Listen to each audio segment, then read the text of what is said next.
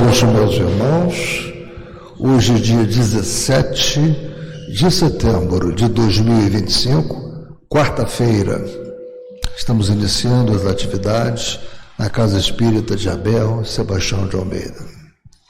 Como sempre o fazemos, rogando a Deus, nosso Pai de infinito amor e bondade, a Jesus, nosso querido e amado Mestre, amigo incondicional de nossas almas, e a Maria de Nazaré, nossa Mãe Santíssima, que nos ampare envolvendo no manto de paz e de amor.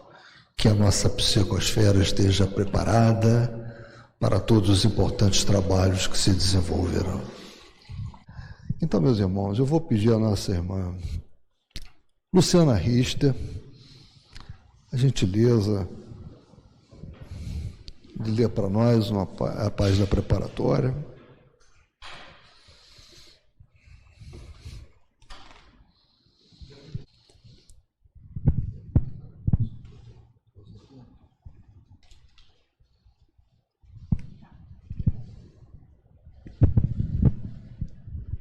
Boa noite. O livro Somos Todos Médiuns, Carlos Batelli, item 14, mediunidade e dúvida. Tendo o médium a consciência daquilo que escreve, é naturalmente levado a duvidar da sua faculdade. Capítulo 17, segunda parte, item 214. Um dos escolhos mais difíceis com o qual o médium principiante se defronta é a dúvida. A dúvida, quando persiste além dos limites, acaba por anular a mediunidade mais promissora. O processo de parceria a que nos referimos no capítulo anterior torna-se impossível quando o médium deixa-se dominar pela incerteza que de quando em quando o assalta. A dúvida até certo ponto é natural, porque não devemos crer em nada sem análise. Mas justamente porque a fé que abraçamos é raciocinada, a dúvida sistemática não tem motivo de ser no medianeiro imbuído das melhores intenções de servir. O médium que duvida de suas faculdades não deve esperar que os outros nelas creiam. Quando o obstáculo da dúvida se interpõe entre os espíritos e o médium, pouco se tem a fazer, porque no médium no qual a dúvida se enquista, os espíritos não encontram a confiança mínima necessária ao intercâmbio. O médium que duvida em excesso de suas faculdades, na verdade está duvidando de seus bons propósitos em cooperar com os semelhantes, arranjando um pretexto para eximir-se do cumprimento do dever a que se sente chamado. Diríamos que em todo médium existe algum traço de dúvida, porque sempre ficará a suspeita de que o que se ouve ou o que se vê é fruto de alguma espécie de alucinação desconhecida. Mas, enquanto a dúvida permanece, digamos, em níveis aceitáveis, é-nos possível trabalhar. O próprio médium inconsciente, se o quisesse, teria motivos de sobra para duvidar do que as suas faculdades psíquicas produzem. Sofismas é que não faltam. A inconsciência mediúnica, portanto, não é garantia absoluta a respeito da veracidade do intercâmbio entre os dois planos da vida.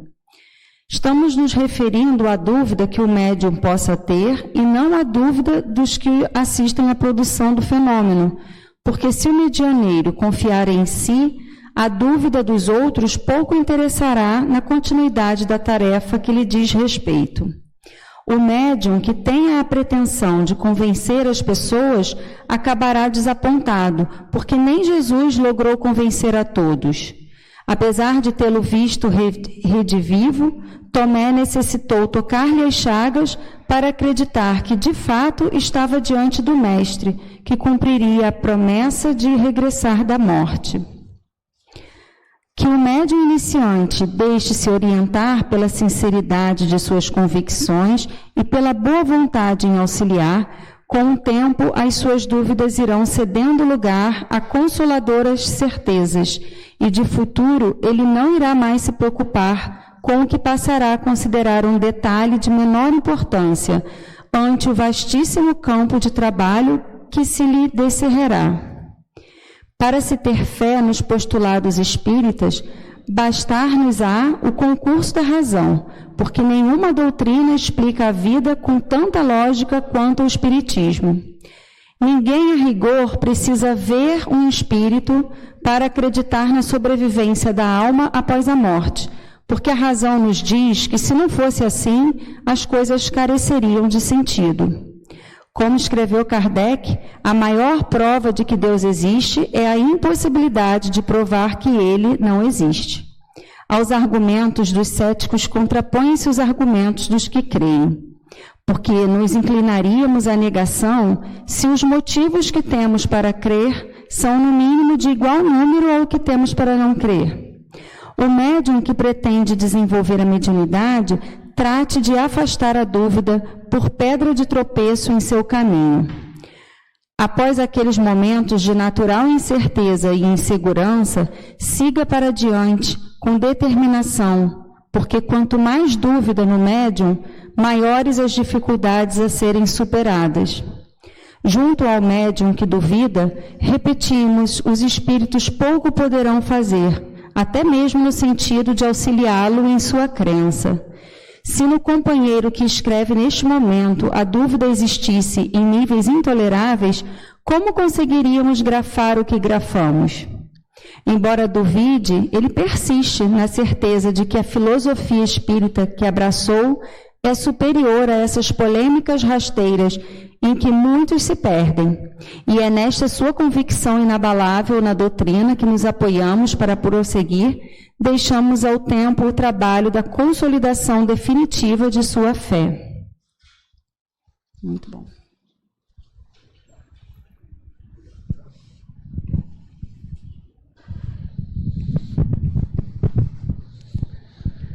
Bem, meus irmãos, após a leitura deste capítulo pela nossa irmã, aconselho que tenham também este livro, que leiam.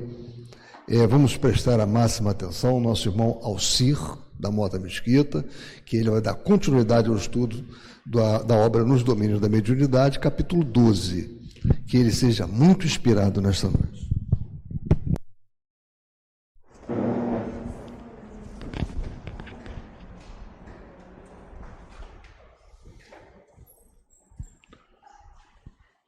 Boa noite, meus irmãos.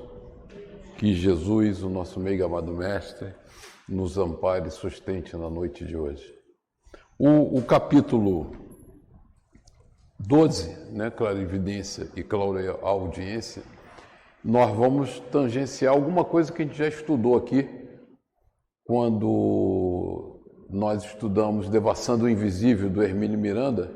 Ele trata com muita clareza esses dois tipos de mediunidade, né? Então nós vamos recuperar alguma coisa do nosso estudo que nós fizemos com Hermínio, Devassando o Invisível, e vamos aprofundar no capítulo. O capítulo tem algumas passagens que não têm a ver exatamente com a mediunidade, mas são dignos de destaque, né? São tópicos importantes para nós no nosso aprendizado espírita.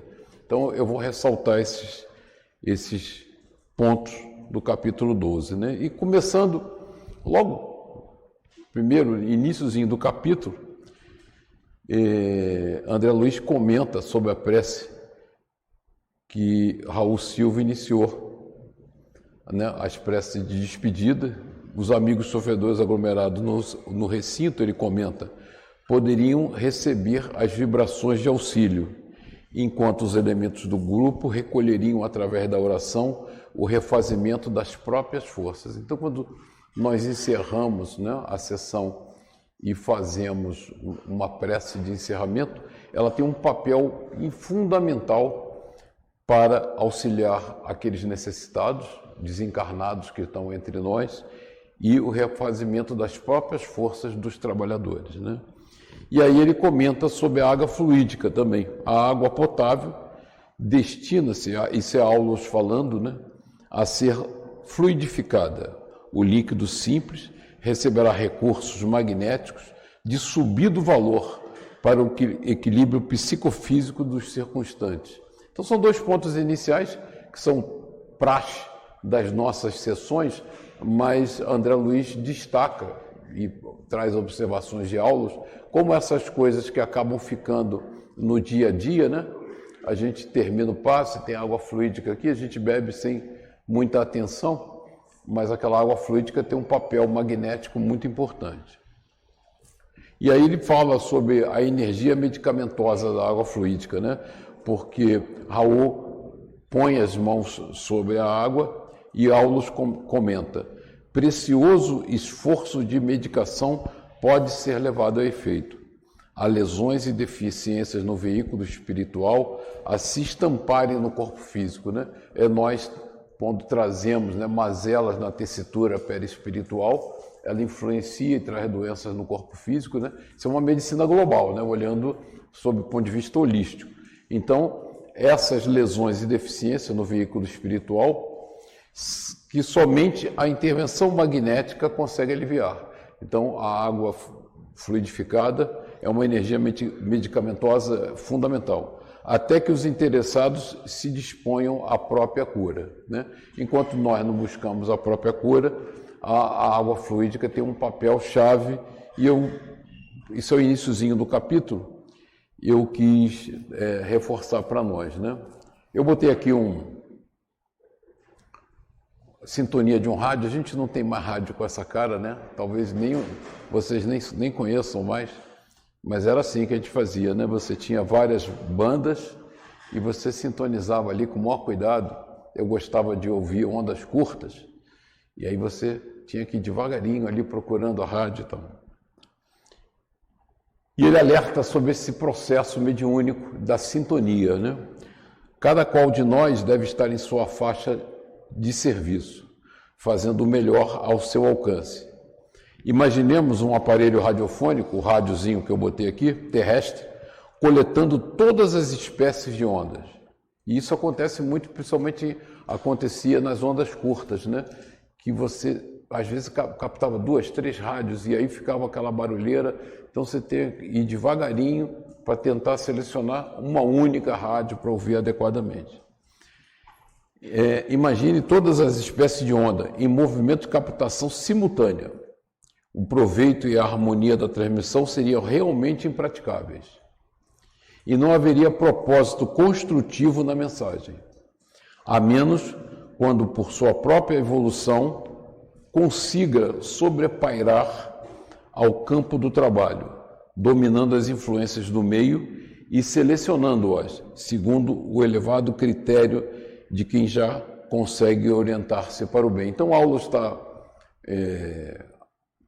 alertando que no trabalho espiritual da casa, eles cerceavam a capacidade de cada médium de sintonizar, porque eles não estavam suficientemente adestrados para autocontrolar, né? Então, para evitar esse efeito da sintonia simultânea de várias estações, que faz um ruído danado, quem ouviu o rádio, né, a moda antiga sabe,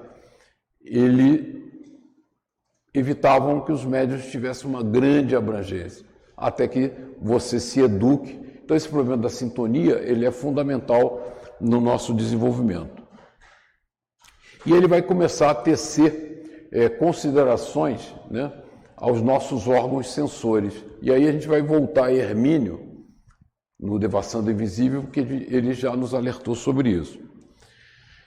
Os olhos e os ouvidos materiais estão para a vidência e para a audição, como os óculos estão para os olhos e o ampliador de sons para os ouvidos. Ampliador porque ele usava a linguagem da época, né? Mas quando a gente bota o nosso fonezinho de ouvido lá, e os óculos, nós estamos usando acessórios, né? Na verdade, o nosso ouvido e os nossos olhos são acessórios que vão permitir que o nosso cérebro trate a informação adequadamente, né?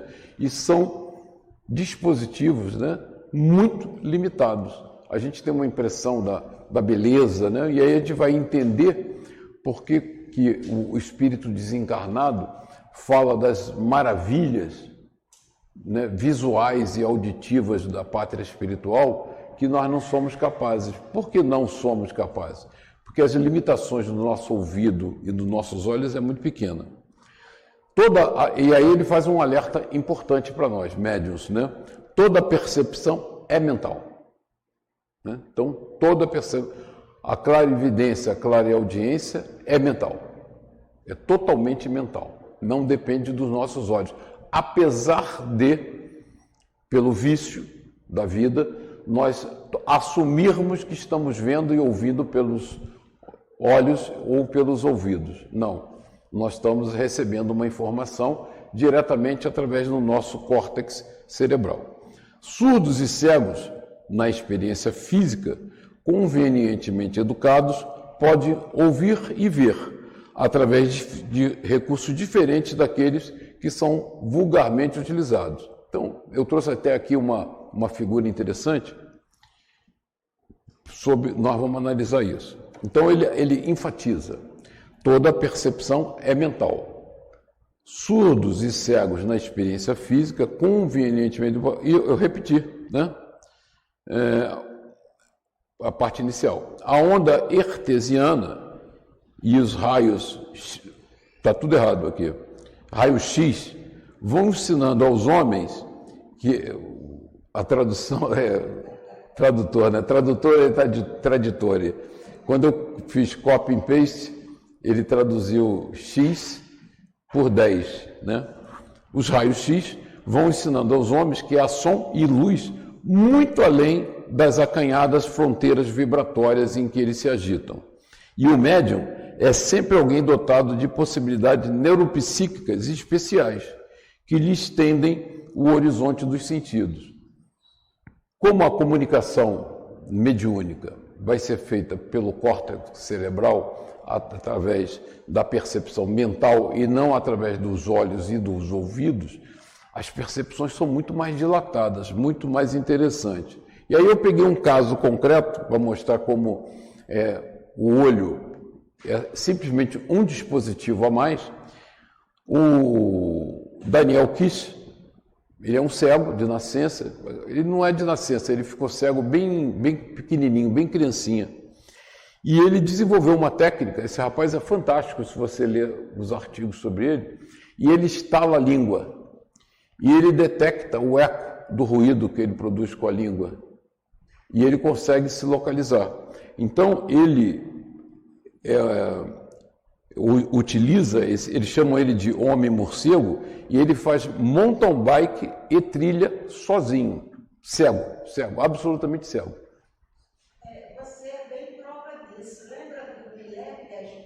Lembro. Os dois cegos. Lembro. E ele se movimentava. Exatamente.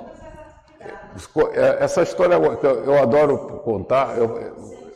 Eu vou aproveitar que ela lembrou. Vou contar. Estou com medo do tempo só.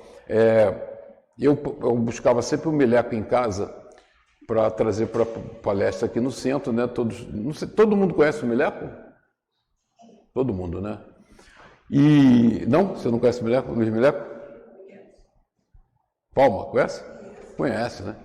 E ele tinha um trato comigo, que eu chegava ali, ele morava em frente ao colégio militar, eu parava o carro, o porteiro já trazia ele já estava sentadinho ali, e nós vínhamos aqui para o Ceasa, né? E eu trazia ele, médio de transporte. E um dia, uma vez, ele era muito pontual, o meleco não estava lá embaixo. E o porteiro falou, olha, ele pediu para o senhor subir, porque ele se atrasou um pouquinho e o senhor desce com ele, eu fico olhando o seu carro. Eu falei, tá legal. Deixei o carro parado ali na calçada, na porta do prédio, subi, apertei a campainha, o meleco veio correndo, me atendeu, desculpa, se estou muito atrasado e tal, fica aí à vontade e eu já volto. E saiu. Aí, a casa, um breu, nunca entrei na casa dele, fiquei parado na porta quietinho, né? E ele não ouviu os barulhos dos passos. Então ele voltou, né? Voltou e falou assim, você não entrou, né? Eu falei, não, né, meleco? Ele falou, esqueci, você é deficiente, não vê no escuro. Acendeu a luz para mim, agora você vai enxergar. E foi embora, porque para ele era indiferente. E aí, nesse dia, a esposa dele estava cozinhando, na cozinha lá, maior atividade, num breu absurdo. A única coisa que você via assim é a chaminha do fogão, mas ela estava lá fazendo o jantar lá, eles estavam atrasadíssimos. Então vamos lá, pegar um pouquinho de física aqui. Vocês vão ver aqui, não está bem visível, esse slide não ficou bom, mas esse pedacinho aqui, essa faixinha aqui, é o que a gente vê, é o que os nossos olhos veem, né? Aqui, do violeta ao vermelho, nós conseguimos enxergar isso aqui. Todo essa gama nós não vemos. Quando nós estamos desprendidos da matéria, ou a informação vem através não do olho, que tem essa limitação, mas do córtex cerebral, a nossa capacidade de percepção é enorme. Então a gente começa a entender que por que quando nós desencarnamos, falamos assim, as cores das flores são maravilhosas, os jardins do nosso lar têm cores espetaculares e tal, porque nós aqui ficamos nesse tracinho aqui, é isso que a gente vê e a gente não consegue enxergar mais nada além disso, né? Então essa é a limitação. Obrigado, Bernardo. Essa é a limitação terrível, né? E nós, desencarnados, não temos essa limitação terrível. A mesma coisa se dá no espectro sonoro, né? Aí nós vamos falar do dispositivo ouvido, nós falamos do dispositivo olho, nós vamos falar do dispositivo ao vivo. Os sons audíveis, que está aqui em amarelinho, são nada diante dos intrassons e dos ultrassons, né? A gente conhece bem, os animais têm uma percepção mais dilatada, eu peguei alguns dados aqui. Normalmente aqui ele fala que a gente ouve de 20 a 20 kHz. Não é verdade. O homem médio, o ser humano médio, a não ser aqueles bem dotados, eles ouvem de 50 a 10 kHz. Acabou, é o que a gente ouve, né? E os animais, por exemplo, a mariposa consegue ouvir até 300.000 Hz. Quer dizer, a capacidade de percepção de informação é muito maior, né? E os elefantes, por exemplo, captam infrações através do pé de 20 Hz. Isso a gente não percebe, mas eu tenho uma experiência. Nós tivemos a sorte, no início da vida de casado, de morar em cima de um playground. E na época que era moda levar DJ com aquelas caixas acústicas gigantes e tal, e ia para noite adentro, né, meia-noite e tal. E um dia a gente estava doido para dormir, um som ensurdecedor, e a minha filha estava andando descalça na casa, e ela falou assim, eu estou ouvindo a música pelos pés, porque vibrava tanto que ela percebia. Ela falou, eu estou ouvindo a música pelo pé, porque a vibração da estrutura toda era violenta. Então, as nossas limitações também audíveis são muito grandes. E aí vamos falar do implante coclear, né? Aí voltando lá, vocês lembram do Hermínio falando, audição coclear, né? Que é a audição mediúnica da clareaudiência. O que é a cóclea? É um dispositivo que traduz os sons mecânicos, né? Porque o som é mecânico, para sinais elétricos. Então, o que está se fazendo hoje em dia? Essa é uma foto real. Pega-se um dispositivo que simula o ouvido e coloca-se um implante na cabeça para acessar diretamente os nervos da cóclea e fazem com que você ouça. As pessoas já estão usando, esse é um comercial, é um dispositivo comercial, e é o mesmo dispositivo que a espiritualidade usa, né? A audição coclear, se vocês vão lembrar lá do Hermínio, né? A cóclea é aqui, ó. Isso aqui é a cóclea. O que ela faz? Aqui é o nervo auditivo. Ela transforma tudo que vem através do ouvido, né? Vem o estribo, o martelo, o tímpano. Isso causa uma vibração nos cílios da cóclea que transforma informação elétrica que vai para o cérebro. O que aquele dispositivo de audição anterior existe é captar o som, fazer o que o ouvido faria e injetar diretamente no nervo auditivo a informação elétrica. E é esse o processo que a espiritualidade usa na clareaudiência. Né? Bom, aí você vai acessa direto o córtex cerebral. Então, o André Luiz vai enfatizar nesse capítulo o tempo todo que a gente enxerga, né, no processo mediúnico pelo cérebro. E a visão diencefálica, né, que também nós estudamos em Hermínio. Você vai ter no seu diencéfalo essa região central aqui, que você vai captar todas as informações. Aqui são todos os seus sentidos, né? Então, é o mesmo processo na clarividência. A espiritualidade vai introduzir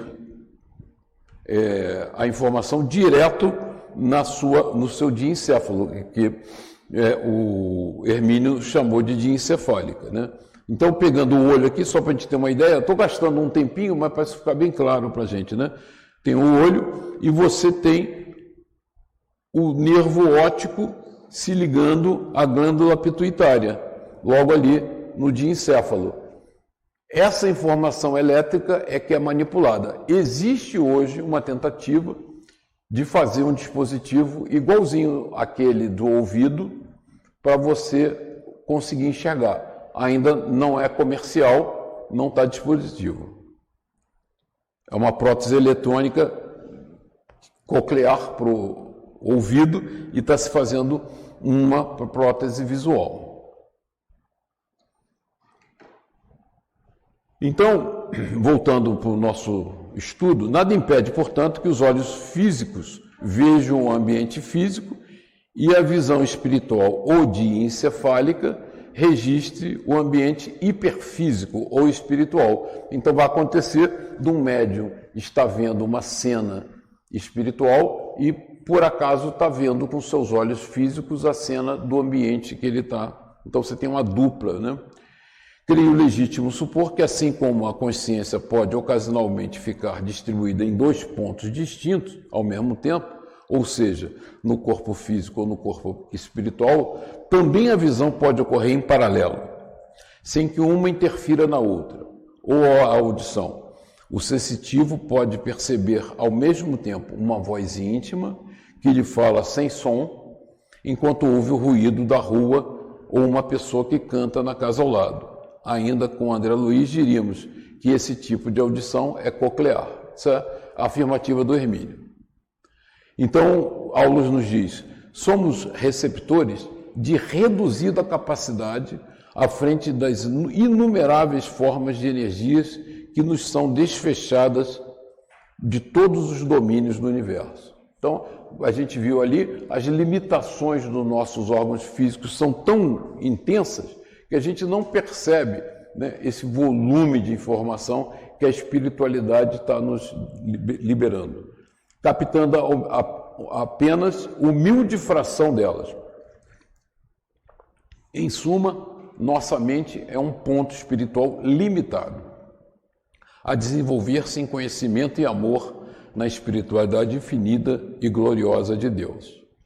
Então, como é que foi a percepção dos médiuns quando Raul estimula que eles deem vazão às mensagens da espiritualidade?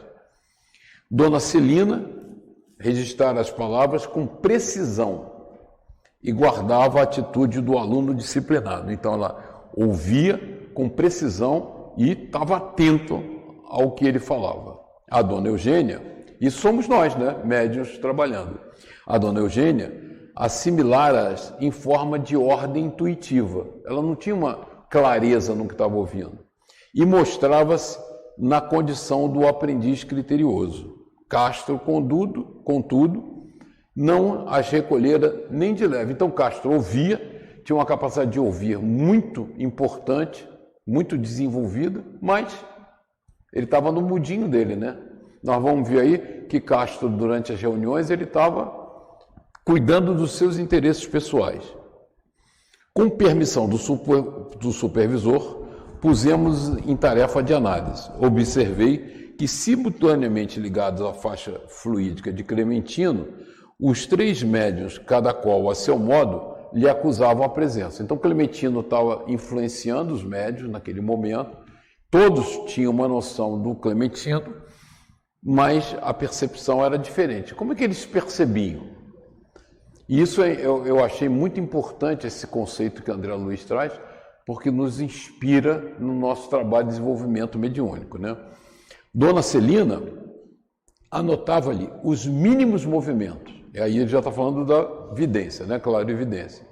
A maneira do discípulo diante do professor. Então ela estava ali ligada no que Clementino trazia de informação. Dona Eugênia lhe assinalava a vizinhança com menos facilidade, qual se distinguisse imperfeitamente através de um lençol de nebulosidade.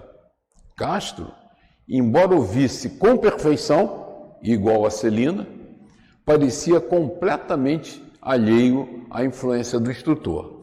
Então ele está fazendo um alerta, né, dos 3 tipos de médium. A Dona Celina, que via muito bem e prestava uma atenção incrível, estava sintonizado com o que Clementino queria transmitir para eles. Dona Eugênia tinha dificuldade de perceber, então parecia que estava enevoado e ela não tinha muita certeza. E Castro via perfeitamente, mas ele estava no mundinho dele, né? Castro não estava ligado no trabalho de desenvolvimento como devia. Aí ele faz um comentário sobre isso. As possibilidades de Celina e Castro na clarividência e na clareaudiência são, por enquanto, mais vastas que em nossa irmã Eugênia. Eugênia tinha suas dificuldades de sintonia. Esclareceu Aulus, prestimoso. Acham-se os 3 levemente submetidos ao comando magnético de Clementino, que estava inspirando eles, e podem identificar-lhe a presença com a analogia de observações, porque nas circunstâncias em que operam, estão agindo como pessoas comuns, utilizando-se da percepção habitual. Por que ele fez essa observação? Porque apesar de ser uma influência magnética mediúnica, eles assumiam que estavam vendo pelos olhos e ouvindo pelos ouvidos. Por isso que ele diz, ele agindo como pessoas comuns, porque na mente deles, né, no condicionamento de espíritos encarnados, eles assumiam naquela comunicação que era uma visão pelos olhos e uma audição pelos ouvidos. Não era verdade. Entretanto, aduziu Hilário, se o trio foi colocado sob a ordenação magnética do supervisor, que é Clarencio, por que motivo nossas amigas lhe acataram o convite enquanto Castro se mantém visivelmente impermeável a ele? E aí essa observação é importante. Castro, além disso, a mente de Castro passou de súbito a alimentar propósitos diferentes. Então Castro, ao invés de estar absolutamente sintonizado com as instruções e com a mensagem do Clementino, ele estava com propósitos pessoais, incapaz de concentrar a atenção de modo irrepreensível na região superior do trabalho que nos compete levar a efeito. De momento, não mais se revela interessado em satisfazer o programa de Clementino. Então, Clementino tinha uma programação e ele se desligou, não quero. Mas sim em provocar um reencontro com a progenitora desencarnada. Então, Castro estava ali, tinha uma capacidade mediúnica dilatada, mas não tinha propósito. Ele estava ali na posição seguinte, eu quero ver minha mãe, ponto. O que o Clementino está propondo não me interessa. Enxerga o orientador do conjunto como quem é constrangido ao ver alguém de passagem, todavia sem qualquer preocupação de escutá-lo ou servi-lo, confinado como se encontra as emoções do jardim doméstico. A preocupação dele era ver a mãe. Basta a indiferença mental para que nada ouça do que mais interessa agora ao esforço coletivo da reunião. Então, durante a reunião, na hora em que a gente divaga no interesse pessoal qualquer, nós perdemos a parte mais importante da reunião, né? O exemplo de Celina. Nesse instante, vimos que um companheiro, esse exemplo da Celina é muito interessante, que um companheiro simpático de nosso plano, um espírito desencarnado, avançou do círculo de espectadores, abeirando-se de Dona Celina e chamando-a discreto. A nobre criatura ouviu-lhe a voz, a Celina está concentrada em Clementino, ouviu-lhe a voz, mas não se voltou para trás. Entretanto, respondeu-lhe em pensamento, numa frase que se fez perfeitamente audível para nós, espíritos desencarnados, né? André Luiz falando. Encontrar-nos-emos mais tarde. Então ela estava concentrada com Clementino num trabalho superior. O marido dela aparece desencarnado para falar com ela e ela não perde a linha, né? Não olha, não dá atenção e diz, depois falamos. Fique aí, fique quietinho.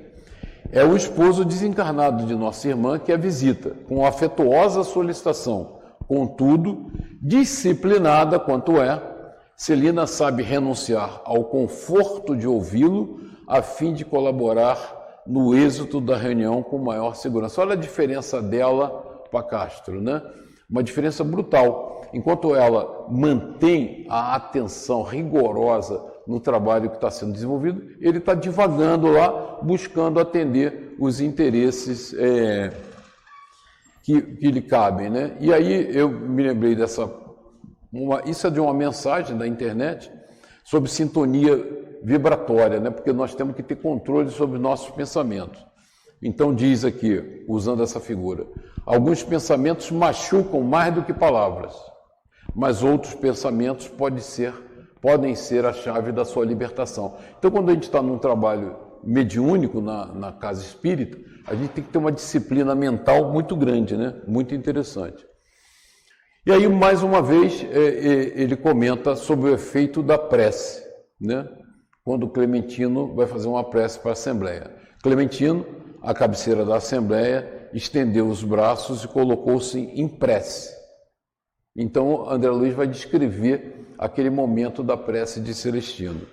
Cintilações de safirino esplendor revestiam-lhe agora o busto, dando-nos a impressão de que o abnegado benfeitor se convertera num anjo sem asas, de tal maneira que ele brilhava, né?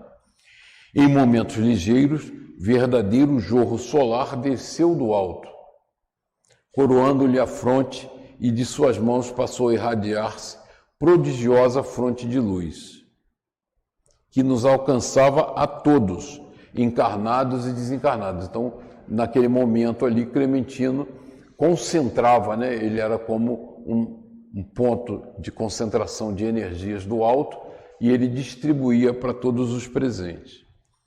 Nada conseguiu dizer, não obstante as perquisições que me esfuziavam o pensamento. O êxtase do mentor impelia-nos a respeitosa mudez. Aqueles minutos de vibração sem palavras representavam um precioso manancial de energias restauradoras para quantos lhe abrissem as portas do Espírito. Então, ele estava ali concentrando energias do alto, distribuindo para aquela assembleia de encarnados e desencarnados, mas ele alerta.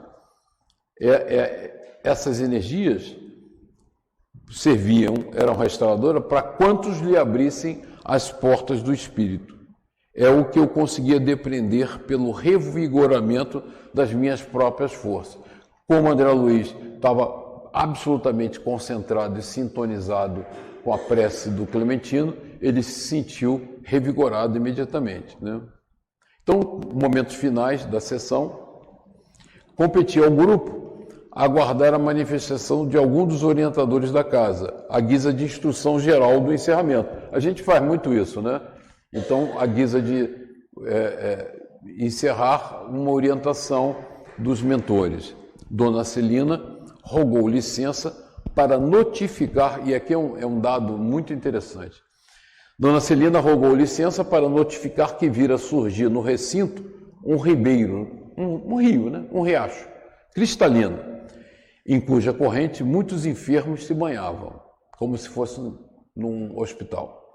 E Dona Eugênia seguiu-a, explicando que chegara a contemplar um edifício repleto de crianças, entoando hinos de louvor a Deus. Vamos ver aqui.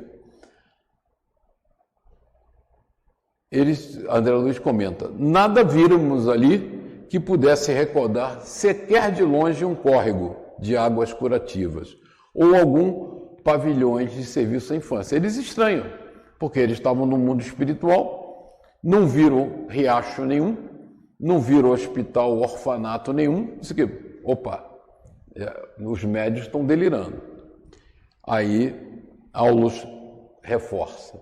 Não importa não esquecer que ambas se encontram reunidas na faixa magnética de Clementino. Então, elas como estavam com absoluta sintonia com as ondas vibratórias de Clementino, elas estavam vendo o que o Clementino estava transmitindo para ela. É como se fosse um receptor ligado numa transmissão. Quando você liga lá a sua TV, você capta o que vem daquela transmissão. Ponto.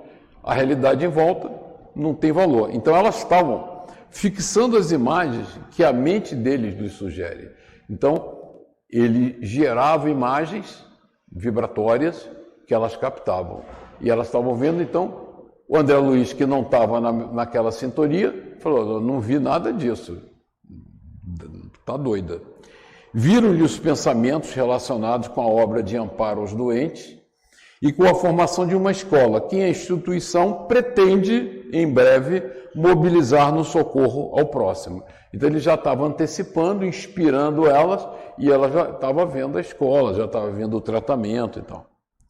Ideias elaboradas com atenção geram formas, tocadas de movimento, som e cor, perfeitamente perceptíveis por todos aqueles que se encontrem sintonizados na onda em que se expressam. Você vê aqui que André Luiz não comenta que Castro viu alguma coisa. Por que ele não viu? Porque ele estava divagando com seus interesses pessoais. Elas que estavam disciplinadas sintonizaram com Clementino e ele inspirou, né, essas ideias. E isso. Hoje acabei sendo rápido demais. Temos 14 minutos para falar. Esse tema é muito interessante. Vocês não querem aproveitar para a gente debater aqui alguns aspectos que o André Luiz desenvolveu nesse trabalho, não? Dúvidas? Nada? Dionísio, algum comentário que você queira fazer, complementar? Nesse capítulo especificamente, eu não estou com nada na cabeça. Não. Achei muito interessante o 10º, que faz uma alusão muito interessante ao Kinderberg. Sim. Para quem não conhece. No capítulo 10, né? Você falou do Emílio, que eu acho que lembrou bem dessa obra, que vale a pena pesquisar nela, essas coisas. E que nós estudamos essa obra aqui, né? Devassando o Invisível, do Hermínio, em que ele trabalha muito bem, que nesse momento aqui, e André Luiz faz questão de ressaltar, não sei se eu fui capaz de transmitir isso, que a gente, quando vê e ouve, a gente tem a sensação que está ouvindo pelos ouvidos e vendo pelos olhos. Não, não está, de jeito nenhum, né? Então, qualquer manifestação que você seja capaz de ver pelos olhos, por exemplo, tem que ser uma materialização, né? Porque aí todos vemos, não precisa ser médium. Materializou, né? Um espírito se materializa usando o ectoplasma de algum médium. Naquele momento, todos nós vamos ser capazes de ver, porque aí estaremos vendo pelos olhos. Não é mediúnico. O processo mediúnico, nesse caso, é a doação de ectoplasma por alguém, né? Nós temos as figuras clássicas do Peixotinho, né? Liberando ectoplasma pelas narinas, pela boca e tal, e ocorrendo a materialização.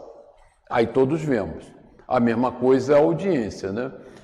Existem fenômenos em que o espírito comunicante se materializa, mas aí ele materializa o aparelho fonador e fala. E aí todos ouvimos pelo ouvido.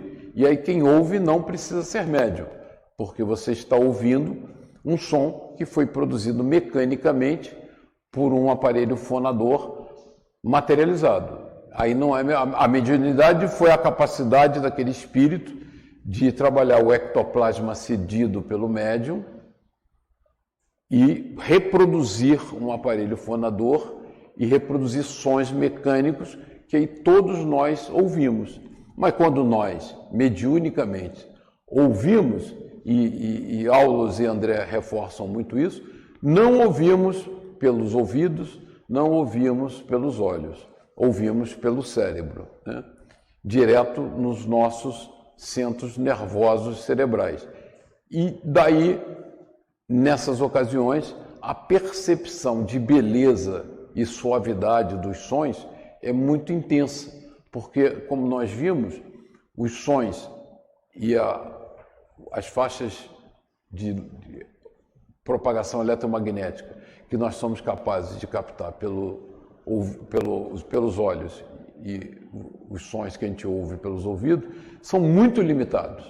Então, no processo mediúnico, as coisas são muito dilatadas. Então, há uma alegria, assim, uma coisa maravilhosa. Puxa, imagens lindas, sons maviosos e tal. E quando você vê a descrição de espíritos desencarnados, né, dos ambientes, quando, por exemplo, fala-se da residência de Mozart em Júpiter, sons incríveis e tal, porque eles estão fora daquelas limitações dos nossos ouvidos e dos nossos olhos, né? Então, nesse capítulo, ele reforçou muito isso. Nós não ouvimos mediunicamente pelos olhos e pelos ouvidos, nós ouvimos pelo nosso cérebro, e porque a espiritualidade induz diretamente ondas que são captadas pela estrutura do córtex cerebral, né? Então, acho que isso aí é a grande aprendizado. Eu gostei muito das menções do... Por favor, Mauro. Acho que para a gente aqui, até como uma reflexão, o médico que estava fora de sintonia é o que a gente tem que evitar. Exatamente. É um exemplo negativo do que a gente não deve. Isso. Muito bom comentário. O Castro, você vê que quando ele pede para que os médiuns repercutam o que ouviram e sentiram da espiritualidade, né? No caso era Clementino se comunicando, só Celina e a dona, deu um branco agora, Eugênia, falar, Castro não viu nada, porque ele não sintonizou. Isso que o Mauro falou é muito importante para nós, como aprendizado nosso de médiuns, né? Essa disciplina de estar concentrado nos objetivos do trabalho. Ele, no caso, a gente sabe, porque André Luiz nos revelou, estava preocupado em encontrar com a mãe dele, e não com o trabalho de caridade que estava sendo praticado ali. Ele aproveitava, porque lembra dos capítulos anteriores, a capacidade do Castro é desdobramento, né? Ele tem uma capacidade de desdobramento muito grande. Então ele aproveitava essa capacidade de desdobramento não para cooperar nos objetivos da casa, como o Mauro falou, mas dispersava em busca de outros objetivos. E aí eu gostei do comentário do André Luiz e ressaltei a disciplina da Celina, né? Porque quando o marido dela chega para falar, ela fala assim, não, depois falamos, agora não. Então ela mantém a disciplina, mantém o foco no trabalho e não deixa haver nenhuma interferência, né, nem do marido dela, que seria agradável ouvi-lo, mas ela é firme porque ela tem uma tremenda disciplina. A necessidade da criação de uma psicosfera homogênea. Dionísio está ressaltando aqui a necessidade da criação da psicosfera homogênea, e vou repetir aqui o que ele fala sempre do feixe de varas, né? Porque se nós todos estamos sintonizados no mesmo objetivo, com o mesmo padrão vibratório, as energias que nós produzimos são de uma capacidade imensa de cura, de beneficiar, né? Beneficiar aqueles irmãos necessitados que ocorrem à nossa casa. Se nós não, um de nós que sai ali do padrão vibratório, já atrapalha todo o processo. Não só não colabora com o feixe de varas, usando a figura que você usa, que é interessante, né? você colimar aquelas energias, né? Esse efeito é o seguinte, falar assim um pouquinho, já que a gente falou de física hoje, quando você faz um laser, você põe um feixe de luz, né? O feixe de luz, ele tem características, né? A luz branca, ele tem comprimentos de ondas diferentes, então ele tem o vermelho, tem o azul, tem o verde, tem o amarelo, tem o roxo, né? E dispersa, né? Aquela luz dispersa. Então você faz aqui a lâmpada aqui que dispersa essa luz branca. O que você faz com laser é que você pega uma única faixa de frequência e colima, junta elas para que seja o feixe de varas. Por isso que o laser tem aquele poder de cortar o aço, né? Você, poxa, como que um feixe de luz pode cortar o aço? Ele corta o aço porque você pega todas as frequências emitidas são a mesma, estão em perfeita sintonia, aglutinadas de tal maneira que o poder da energia daquele feixe luminoso é imenso, diferente da luz aqui, que não vai me machucar, não vai me queimar, só ilumina, né? Mas quando você junta, é a mesma onda, só que por exemplo, você está trabalhando no vermelho, é só vermelho, naquela frequência é o feixe de varas. Se você trouxer uma propagação qualquer de padrão vibratório diferente, em faixa de frequência diferente, você já prejudica totalmente o projeto. Então, o laser é um bom exemplo desse trabalho que nós desejamos fazer quando em prece ou em oração. É vibrar. E a outra porta estava atravessando a ponte, volitando com o Eslováquio e a Bezerra, né? Em Irmão Jacó, que estava atravessando aquela ponte, passou para abismo, um dos participantes perdeu o controle. Bem lembrado. Você não quer falar no microfone? Essa é uma boa observação. Não, mas tem o nosso. A audiência está cada vez maior e eles estão perdendo. Essa lembrança foi muito boa.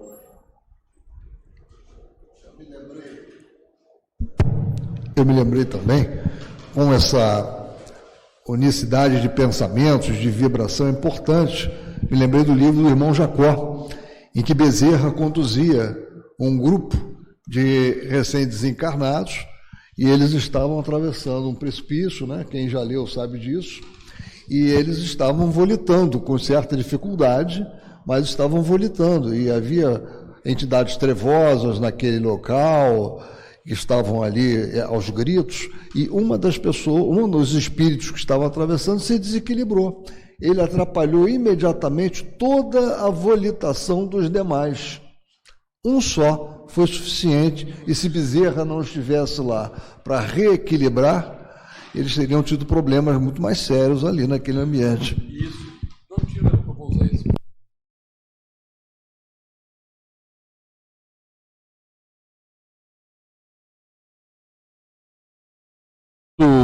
Representa muito claramente o que a gente está falando e o que Castro fez, né? Eu acho que algumas coisas, inclusive que o André Luiz traz para nós na obra, é literário, né?